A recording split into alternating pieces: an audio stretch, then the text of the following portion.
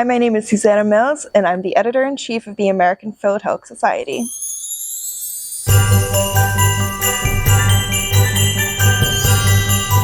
This is one of my favorite covers this year. So essentially, the designer is our graphic designer, Chad Cowder. Essentially, what we wanted for the cover was to fit in with our lead story, which was about humankind exploring the moon. This lead article is by Jim Roth. It has a ton of different moon landing commemorative stamps, and it's a very romantic time in our history. So what we ended up doing was we used a real photo from a moon landing and manipulated that photo, the coloring, to match the style of 2001: A Space Odyssey poster that we found online. The photo has this red, yellow, orange glow, just like that poster did. And we used a really futuristic font for the title of the issue. And Chad Cowder, our graphic designer, manipulated a moon landing stamp onto the flag, the typically US flag that's flying on the moon. Now shows a moon landing stamp flying in the air. So the theme of December is that there is no theme. This is actually a really good thing. We are so blessed with an abundance of article submissions that don't necessarily fit into the themes that we've planned out for the year. That with those submissions, we can put together a really interesting issue that covers a lot of different ground, covers different countries, covers different eras of history, and really gives a well-rounded view of what philately can be. So the lead article in this issue is, as I said, about lunar exploration. So this is an article by Jim Roth.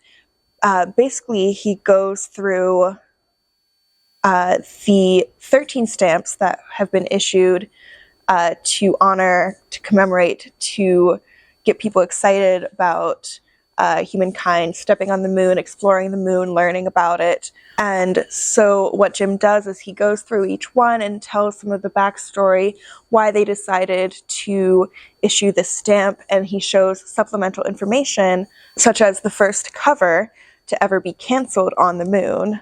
They flew it all the way to the moon, and then they flew it back, and now it's on display, and they made a really big deal out of it.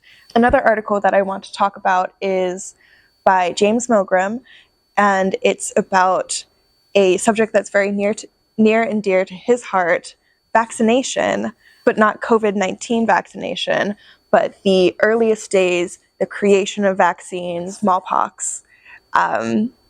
This was a really fun story because it went through these earliest days of history. People were really concerned and afraid of vaccination because they thought that they didn't understand it. They thought that it wouldn't help. They thought that it would give them the disease.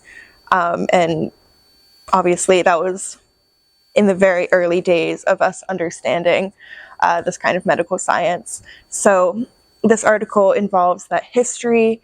It shows us examples of ephemera, like broadsheets and advertisements that were published to help excite the public and reassure them about getting vaccinated, in addition to some postal history philatelic material.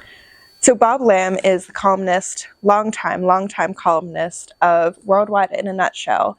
He has written 191 columns, each focusing on a different stamp issuing entity around the world. This is one of the most popular columns we have done in the AP. And sadly, Bob is retiring, and his last column will be in January, and that will be his farewell column. His last nutshell column is in this issue. Kurdistan. Kurdistan. So it's sad news for us. I think it's probably happy news for Bob, as I think he feels he's done his time, and I would agree. He's given a lot to the AP and to the APS over the years, and we'll definitely be sad to see him go.